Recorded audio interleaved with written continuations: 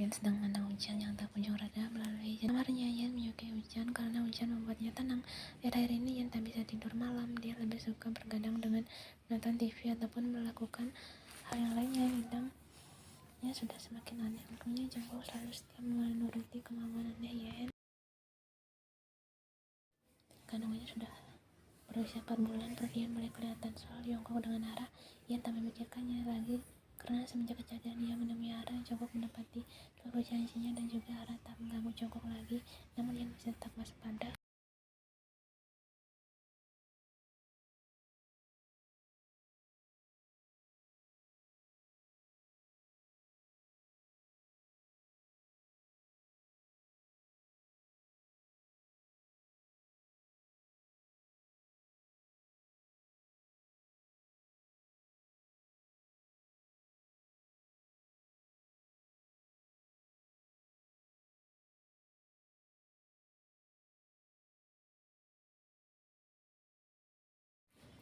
Aku ingin Yan membisikkan sesuatu di telinga Jungkook dan hal itu membuat Jungkook menyaringi dasar nakal.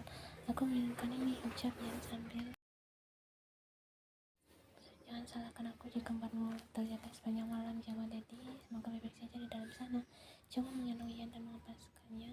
Kemudian mereka saling dengan berperang. Jungkook dan Yan merasa sudah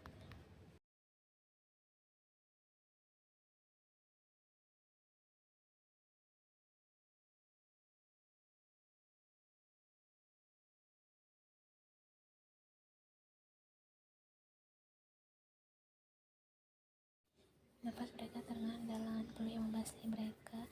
Ia tersenyum merasa Jungkook mengacung pelipis Yan yang berkeringat itu. Ini adalah pencintaan yang luar biasa. Jungkook memeluk istrinya dengan erat dan menetralkan deru napas mereka. Olahraga malam memang melelahkan.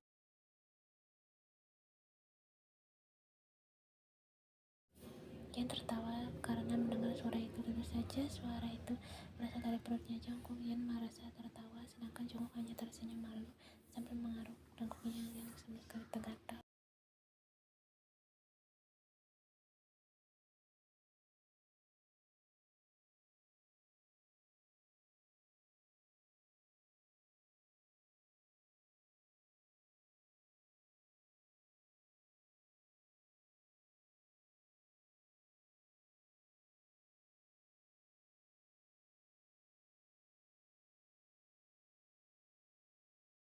Yan meraih kemeja Jungkook dan memakainya. Sal, ayo ke bawah kita makan malam. Aku juga sangat lapar. Masih bisa jalan ternyata. Yan memutar bola matanya malas mendengar pertanyaan Jungkook. Tentu saja, kau kira aku gadis yang baru saja.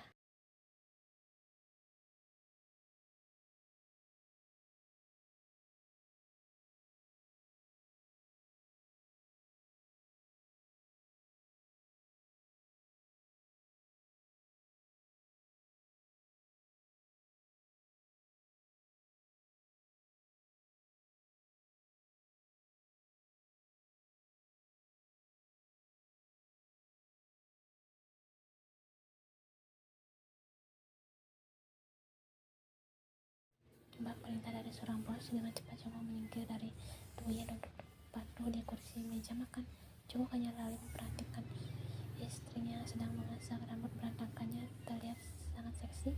Jungkook merasa Yan semakin cantik semenjak hamil, namun semakin cerewet dan suka sekali marah-marah.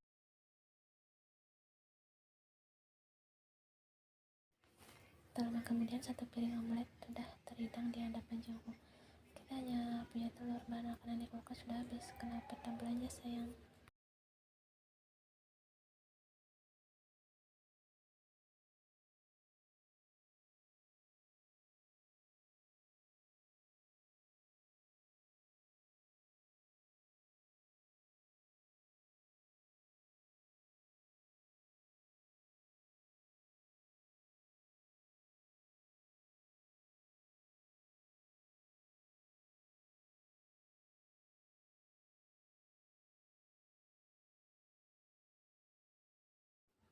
Yan meraih sendok dan mulai menyiapkan potongan telur untuk ke mulut Jungkook. Sesekali Yan menjahili Jungkook sehingga membuat suaminya itu kesal, lalu ia tertawa.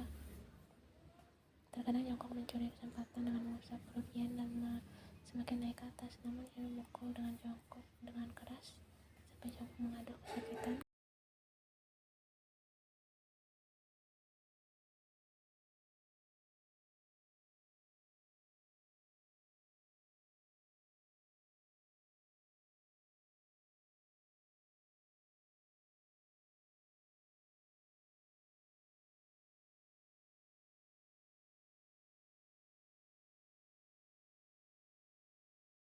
Jongkok hanya merasa heran melihat istrinya yang memakan puding beserta puding itu dengan lahap tanpa peduli pada siapapun.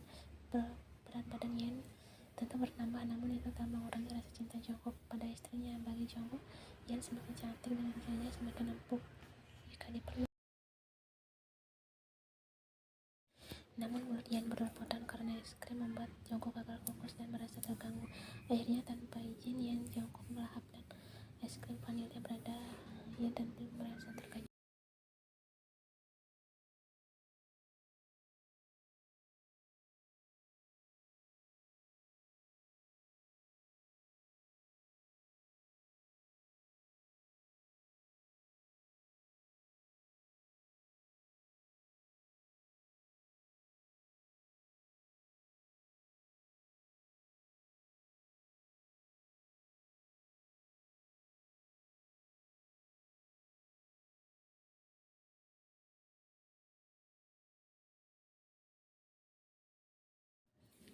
Akhirnya mereka terlepas karena Yen melihat kehabisan napas karena mereka saling bertautan dan mata mereka saling bertatapan dengan penuh cinta. Mereka saling tersenyum sebelum akhirnya Jongkok membisikkan sesuatu ke telinga Yen. Yen tersenyum kemudian mengangguk dan akhirnya dia pasrah saat Jongkok membawa tubuhnya ke atas ranjang mereka yang masih sangat berantakan.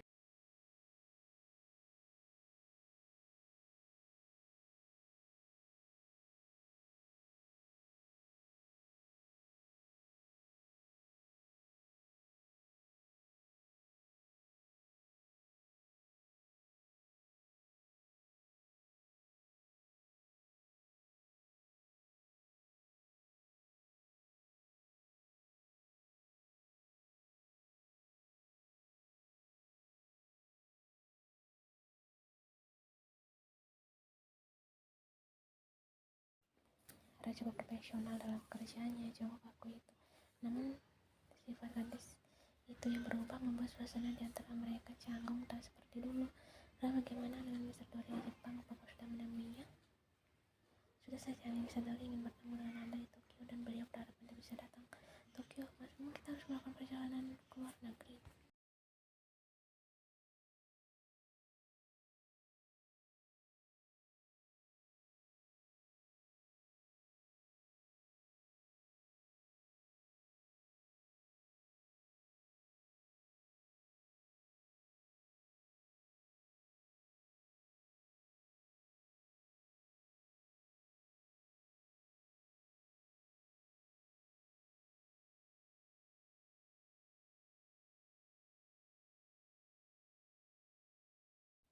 Kalau yang profesional kan, maka turuti perintahku. Baiklah saja, Nim, saya permisi.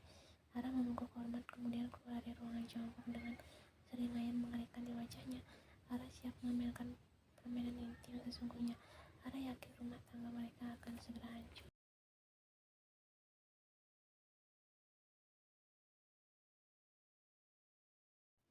Apa, Jepang? Iya sayang, kau bisa ikut bersamaku.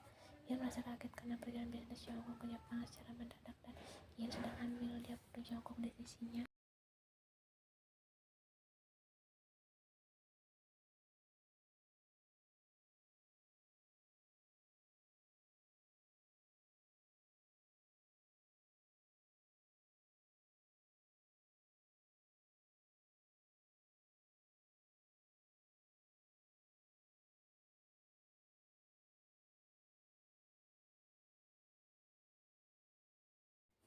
Apakah dia harus ikut Jongkok? Iya sayang, jangan ragu, Ara sudah baik, bahkan dia tidak pernah menggodaku lagi. Sudah mendengar cerita dari Jongkok semenjak kejadian di rumah sakit itu. Ara sudah lebih menjaga jarak. Yang rasa gadis itu memang sudah berubah. Sebaiknya kau pergi dengan dia saja, Jongkok. Aku tak ikut. Selama kau di Jepang, aku bisa tinggal bersama Oma.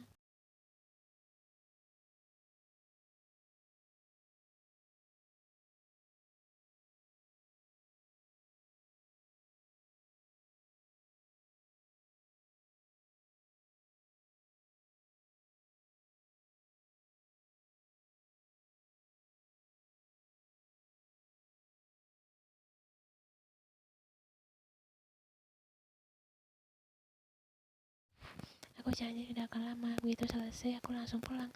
Dan mungkin besok aku langsung berangkat, ucap Jongkok sambil mengejutkan dengan istrinya itu. Perut Ian yang semakin membesar membuat Jongkok tak tega meninggalkan istrinya. Tapi apa boleh buat, ini semua adalah tanggung jawabnya dalam pekerjaan.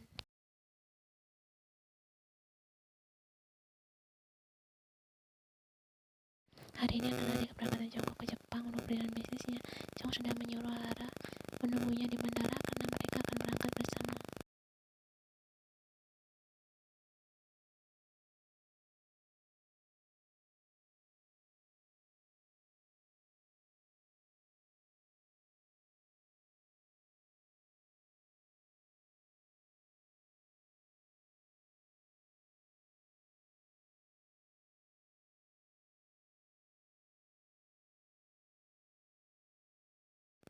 Jika sudah ada Ian, mereka yang lebih sayang kepada Ian daripada Jongkok dan notabene anaknya sendiri.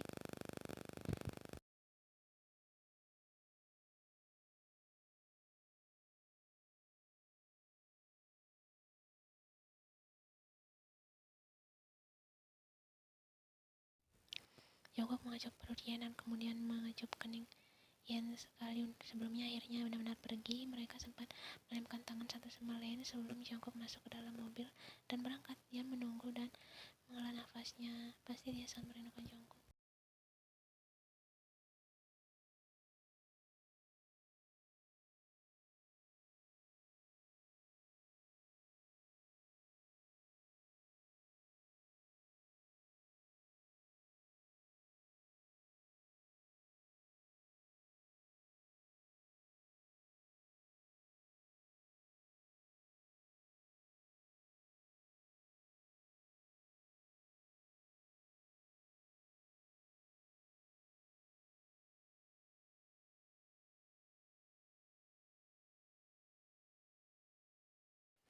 Mereka sampai di Tokyo saat hari hampir sore karena Jongkok mengambil penerbangan siang. Mereka langsung dijemput oleh super pribadi Jongkok untuk menuju hotel tempat mereka menginap karena perjalanan bisnis memerlukan waktu beberapa hari. Ara merasa sangat senang pergi keluar negeri bersama Jongkok. Rasanya dia seperti berada di posisi Ian sekarang. Walaupun mereka hanya pergi untuk perjalanan bisnis, namun tidak bagi Ian. Ini adalah momen yang paling berharga.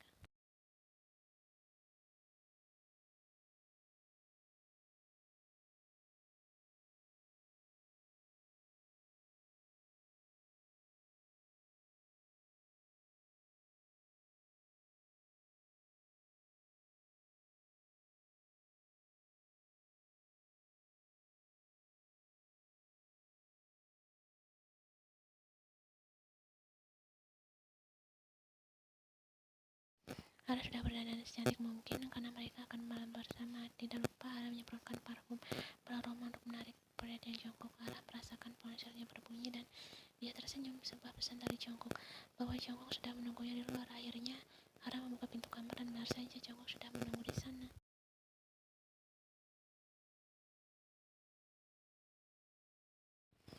Ara tersenyum. Jongkok membalas senyuman Ara seadanya. Mereka kemudian turun ke bawah untuk makan malam yang sudah disiapkan di hotel. Sejak tadi Jongkok sibuk dengan ponselnya dan sesekali tersenyum. Hal itu membuat Ara kesal. Tentu saja Jongkok membalas pesan dari istrinya.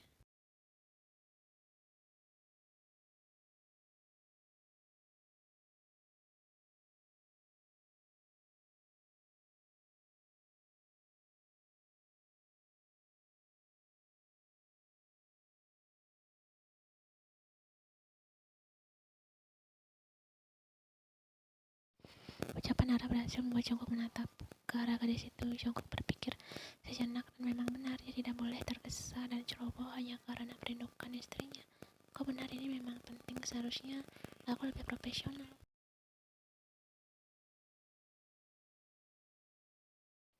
Aku hanya diam dan lanjut menikmati makanannya. Dia sengaja menahan Jongkok lebih lama agar ia bisa menghabiskan waktu bersama Jongkok dan mencari kesempatan yang pas untuk melaksanakan rencananya. Ara sungguh tak sabar melihat Ian hancur dalam termakan dengan omongannya sendiri. Gadis itu memang baik, sok hebat itu, namun tidak untuk sekarang.